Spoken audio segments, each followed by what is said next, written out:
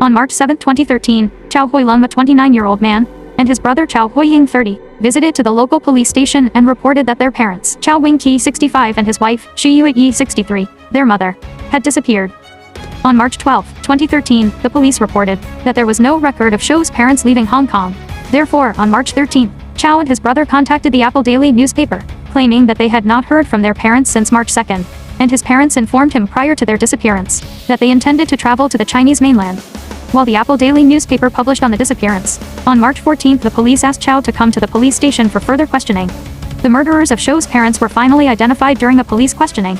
During the interview, CHAU sent a short message to his buddies in the WhatsApp group HK Tekken, informing them that he had slain his parents with the help of a friend. As a result, on March 15, 2013, CHAU and a buddy were arrested and charged with murder. CHAU HOI-LEUNG was born on June 7, 1983. According to acquaintances who had known him for a long time, CHAU detested his parents. CHAU blamed them for his failure in life. They had caused him to have emotional problems and social challenges, resulting in his academic failure, and then they sent him to school in Australia, where he was constantly tormented and abused by black people. It is believed that these episodes damaged CHAU's mental state, and when he returned to Hong Kong in 2003, he became a different and more introverted person.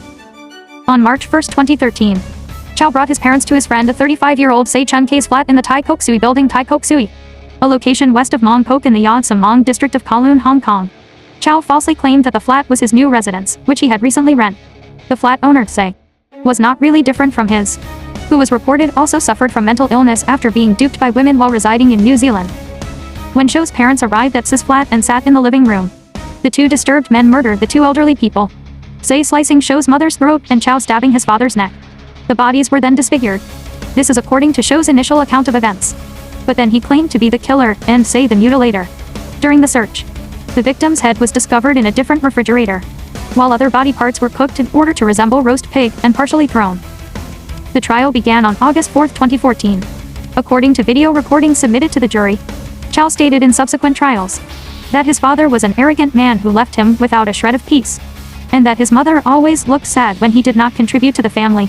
CHAU claimed that his parents' deaths provided a remedy and that he might be resurrected. CHAU blamed his father for constantly bothering him while he was studying by watching television at excessive volume, and his mother for forcing him to practice the piano and embarrassing him in front of his girlfriend.